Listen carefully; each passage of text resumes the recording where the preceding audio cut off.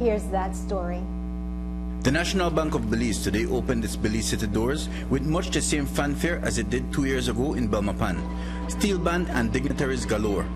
But at least for the Prime Minister, this launch outdoes the other because it is, for his administration and in his own words, sweet vindication. The vision of my administration, the vision of my colleagues with respect to this bank was one that was not articulated initially to any sort of general enthusiasm or embrace. There were several officials, and I say this not in anger or by way of any kind of recrimination, but merely to underline what is a historical fact and what ultimately then, as I'm going to suggest, provides this especially sweet vindication for that vision. But at the start, there were those who said it didn't make any sense. But all indications are that it did. And it is an exciting milestone not only for the political players, but for those who have played an integral role in the bank's day-to-day growth and development. The National Bank of Belize has made its mark by offering the best rates on the market. And we have had much success with this strategy. So much so that the other banks have been steadily reducing their rates since we made our entry into the financial market.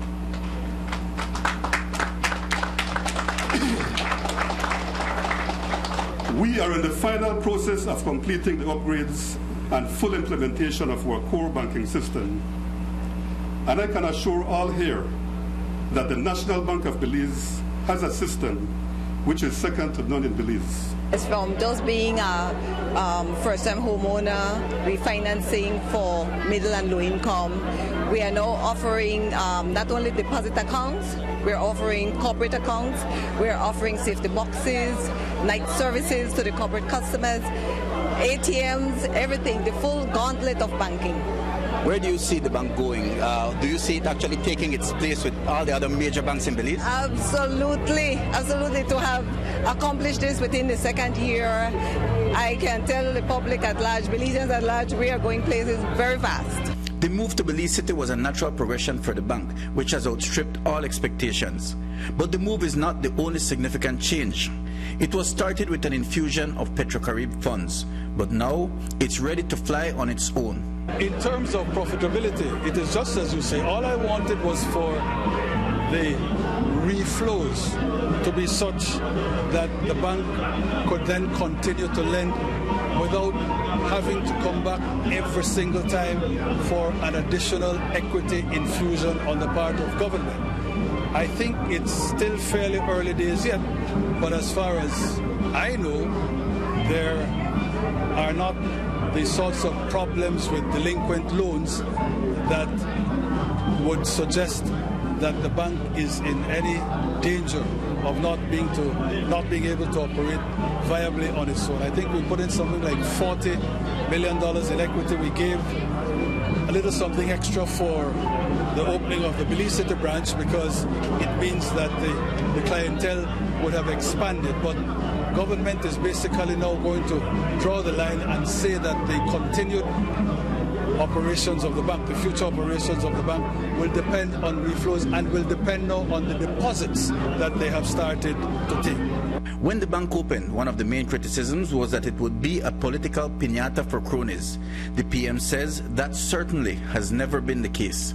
I made absolutely clear, as I said, that ministers shouldn't even send letters of recommendation. But since ultimately I can't stop them, I asked the chair of the board and to make clear to her directors and through the directors, the staff, that any such letter should be ignored. I certainly made clear to ministers nobody better not dare call up the bank to try to press on the staff the case of any particular applicant. So I am satisfied that it's been completely, wholly non-political in its operations. The new office is located on Regent Street in Belize City. The bank will be officially open for business on Monday, September 7th. Mike Rodon for News 5. Coming up, the guessing game on the general elections and Cola